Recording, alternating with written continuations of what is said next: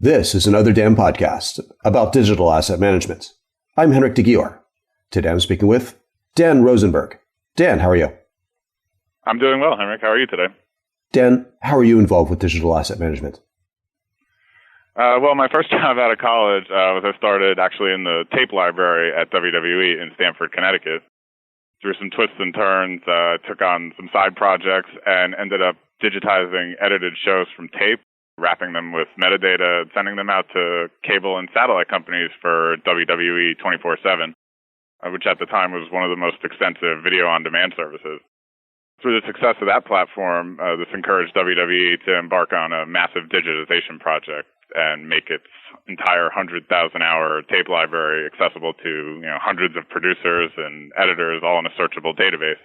I eventually got to take on the number 2 position in WWE's new digital asset management department, and eventually had my own team, which was in charge of archive and restore operations, digital delivery, disaster recovery, storage management, and we eventually ended up supporting and building out a system.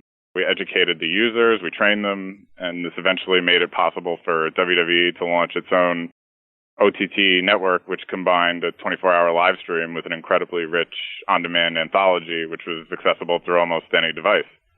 The other major win that we got out of that was that every ingested video asset would get a low-res proxy, which could be viewed and edited with by the by the live show production teams prior to retrieval. This ability to have full resolution assets restored very quickly from the LTO library and dynamically relinked to sequences was a major leap forward for WWE and the quick turn demands during the weekly live shows, where historical events are constantly referenced and storyline changes occur at the drop of a hat. A lot of these offerings and workflows are much more commonplace today, but WWE always seemed to be ahead of the curve when it comes to video. And I was very fortunate to be there for 9 years, actually, starting in 2005, working with some of the best mentors and teammates imaginable. And we grew the department from 2 of us to start to nearly 30 by the time I left. And this was just an exceptional learning experience, which allowed me to be prepared when the opportunity arose to start a team here at Time Inc., where I've been since 2014. Dan, how does one of the largest media publishers use digital asset management? Well, people all over the world are familiar with the Time Inc. titles, or brands as we call them, like Time and People, Sports Illustrated, Fortune, Essence, to name a few. Time Inc. has really spent the last several years redefining its image and the space it occupies in the mediascape. And while we still maintain the outstanding print journalism and photography, which has been the hallmark of the company for nearly a century, we're seeing the most explosive growth in the video realm. So when I was hired 3 years ago, the brand teams were already churning out content at a breakneck pace, everything from quick news hits to digital features accompanying the articles on our O&O website to long-form documentary series such as the massively successful Year in Space, which we've had many iterations of over the last year. Time Inc. has really been able to serve a varied audience with its varied titles. We have Travel and Leisure, Food and Wine, Southern Living, People in Espanol, and everywhere there's an incredible demand for video, the company can be there. So the major challenge that we dealt with as we're growing faster than the technology in place could keep up. So when I started here, of the 80 or so people on the video staff, not all were connected to central storage. The only archives we had were external hard drives of varying sizes, which were mostly stored in producers' desk drawers, which is not exactly secure. And there was no searchability or rich metadata attached to any of these video assets, so there was no way to know what reservoirs of content were being left untapped. And we began a process where we would talk to similar-sized video outlets with comparable output, to see how they were using asset management systems to both store content and standardize workflows across the internal teams and external distribution based on media type. So after some site visits, proof of concepts, extensive customization, we began to beta test our new video MAM system with some of our most skilled editorial team members and really let them kick the crap out of it.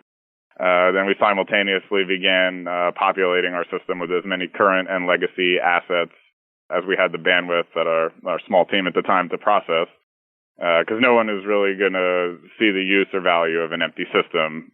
So we wanted to have as much available to the users as possible when it came time to do general onboarding. So we could say, hey, look at all this great video you can search for and use right away, which is brand new for everybody here.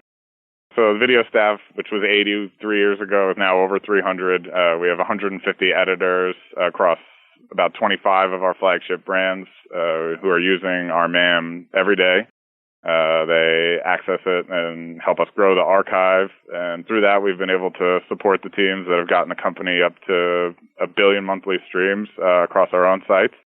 The company launched the People TV OTT platform, and just this week we launched our Sports Illustrated OTT subscription VOD service. And we rely heavily on the feedback from everybody really across the board to tell us what's working and what's not, and also to champion the implementation of our metadata schemas, taxonomy, disaster recovery procedures, all these things that people don't necessarily think about on a daily basis unless you're, in our field. And while it's really a lot of work for all the teams involved, it's also really a lot of fun working with such a diverse group of people and content for one of the most historically significant media companies around. Dan, what are the biggest challenges and successes you've seen with digital asset management? Well, certainly lots of challenges. It can be tough not to feel overwhelmed by the vast quantities of incoming content every day, and all of it needs to be attended to one way or another. Not only is new media coming at us constantly from our NYC-based teams, but we have producers and studios in every time zone across the country, and contributors sending clips from really all over the world. And then we have the seemingly endless set of legacy content in which the metadata is inconsistent at best. Sometimes you get lucky, and the producers have been great about standardizing naming conventions and keeping meticulous notes or spreadsheets, and a lot of other times it can just be, here, take this, I have no idea what's on it, have a good time. So from a metadata standpoint, when it comes to challenges, you don't really want to reinvent the wheel where you don't have to. So you try to stick with what's already in place or what the users are familiar with to help increase adoption of new policies, and just really help them feel comfortable. At Time Inc., we have such a vast photo and print archive that we at least had a jumping off point to work with and some people here who have been here a while to really collaborate with. But so much of what we do in the video space is unique. We have a branded and native content. We have a TV division that just released a Princess Diana documentary this past summer. So we all just have to work collaboratively and make the best decisions we can with the information available to us. In terms of video-specific challenges, the technology, the cameras, the formats, it all changes what seems like every day. So producers are always going to want the latest and greatest, so their videos look as good as possible, but we might not necessarily have the workflows in place to handle what just came out a week ago. So it's important to keep the lines of communication with them open, manage their expectations, and have some approved workarounds in place if the production demands actually denote using 8K or 16K or whatever is next down the pipe. So for successes, it really seems that companies of all sizes have jumped into the digital space with 2 feet, and they're now coming up for air and realizing how seriously they have to take asset management, or they'll lose everything they've spent so much time and money investing in. Mm-hmm. So I think there's significantly more investment in technology, but more importantly, the personnel around digital asset management. And I think the return on investment for implementing comprehensive systems and having them run by motivated and driven people is nearly limitless. I'm also very encouraged with all the camaraderie I'm seeing in terms of digital asset professionals sharing their stories, networking, attending workshops and conferences, and of course listening to informative podcasts like this. So I think just the field is full of people who love what they do and really enjoy helping each other out and brainstorming solutions. It's really energizing. It makes it fun to not only come to work every day, but to be involved in the space. Dan, what advice would you like to share with DAM professionals and people aspiring to become DAM professionals? I think the most important thing is to understand is there's no magic product that's going to solve all your problems. There's never going to be one solution to anything, so it's crucial to do your research. One file that goes into our system hits at least 6 different pieces of technology from 6 different vendors during its life cycle, and getting everything to play nice isn't always easy. You don't always need to reinvent the wheel or do it all yourself to prove how smart you are. Chances are there's a handful of people out there, whether internally or externally, who have seen a similar challenge and often they're happy to help you out. So don't be afraid to reach out to people within your network. Also, I think it's important to try to take in as much information as you can, document it, because in digital asset management, we are the record keepers and people expect us to know where all the bodies are buried.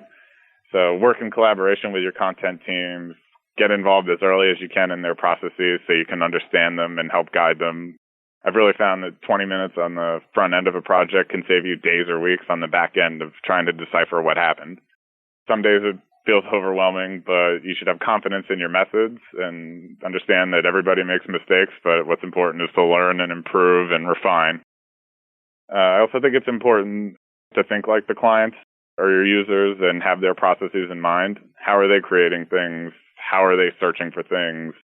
How will they try and game the system if you let them? Everybody should be acting like teammates and working towards the same goals of putting the best products out there, but each segment of the business starts in a different place with different marching orders.